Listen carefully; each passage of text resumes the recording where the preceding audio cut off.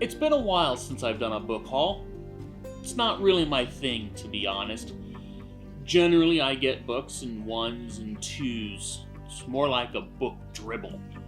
That being said, every so often I do get a bunch of books that excite me. Like today. I got a bunch of books from a friend of mine who was clearing out his shelves to, well, buy more books. There's an assortment of fiction in here.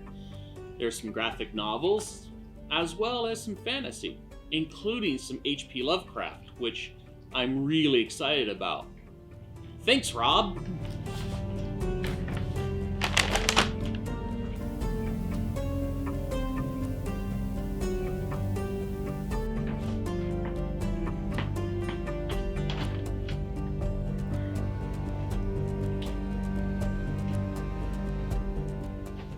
Also, I feel there's an implied promise in a book haul that I'll actually review all the books that I get.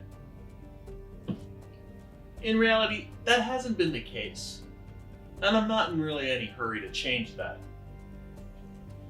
All the same, I feel self-conscious talking about books that I probably won't review in the near or middle term.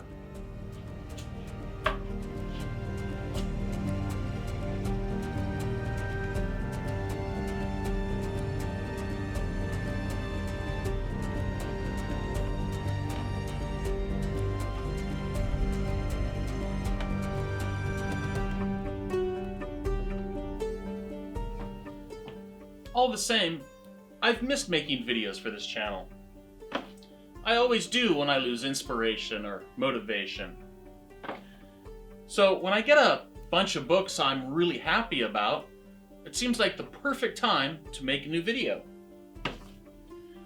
So without further ado, let's get started.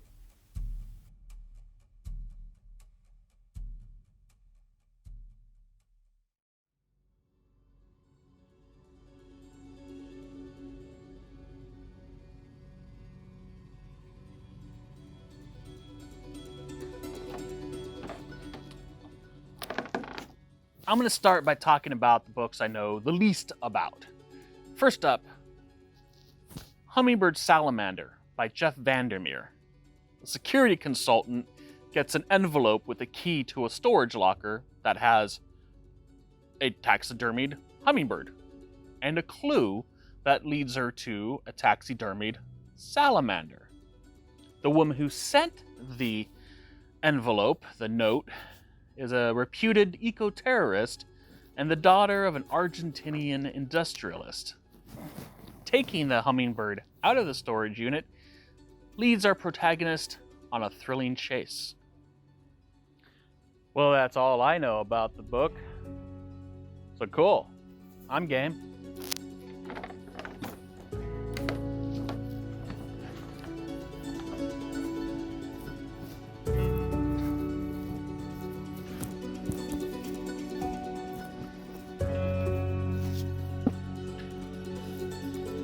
Nevernight and God's Grave, books 1 and 2 in the Nevernight Chronicles by J. Kristoff. It looks like a fantasy book based on the description on the back. There's dead gods, daughter of a traitor who's seeking revenge, and a cult of deadly assassins.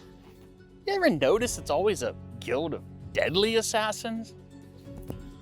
I guess it wouldn't work if they were hapless assassins. They wouldn't be very effective.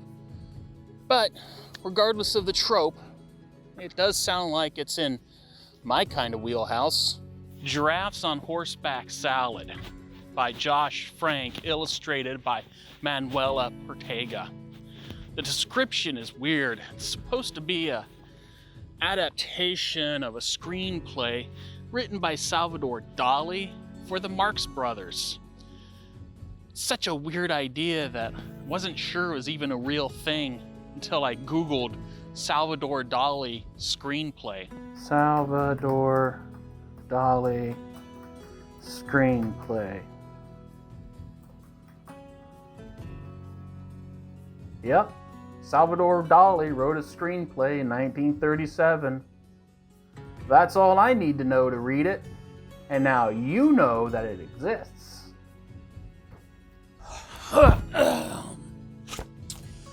Yep, all that walking around end up right here on the couch.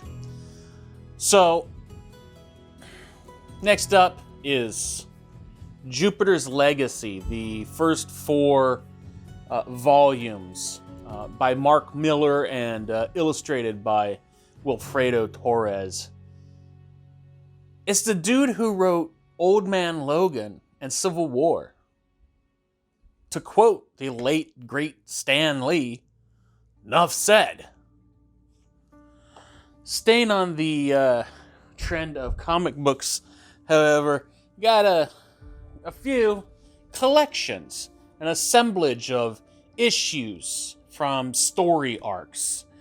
First up, Star Trek, To Boldly Go, or Boldly Go, by Mike Johnson, art by Tony Chastain. Looks interesting. Kind of looks a little bit for younger readers rather than a full-blown graphic novel, but give it a shot. Batman, Curse of the White Knight by Sean Murphy with Klaus Janson and Matt Hollingsworth. You know what? We got my glasses here for a second because I'm old like that. And it's Batman. Who doesn't like Batman? Batman, again, The Dark Knight, Master Race, Frank Miller. This is a Frank Miller Dark Knight. What I read of this, I started reading this right off the bat. It's pretty good, and I didn't realize that Robin is a girl now. Didn't register for me, so I like the new Robin. She's not Jason Todd. Green Lantern, by Grant Morrison, Liam Sharp. This came, I don't know, when was this published? Let's see, probably the last couple of years. Doesn't matter. I like Green Lantern. Never read this story before. So, X-Men, Volume 1. I guess they relaunched X-Men. Yeah, from 2019, numbers 1 through 6. Issues number 1 through 6. It's a collection from the first, which I'm looking forward to because if this is brand new material, there's a likelihood that somebody at Marvel, the film company, is reading this too. And who knows? Maybe something from this will show up on the big screen. Good times. It's a great time we live in. The Transition of HP Lovecraft, The Road to Madness. 29 Tales of Terror by the Master of the Macabre. I have never read HP Lovecraft. I am really looking forward to this. A lot of my friends reference Lovecraft, especially Cthulhu, but somehow, after 44 years, I've never read any Lovecraft. I'm aware, however, of Lovecraft as an individual. He can be a problematic figure. He's a reputation for racism. I think that's an important issue. It's an important issue to remember while reading his stories. Rudyard Kipling was another author whose racism and imperialism could be explicit in his stories.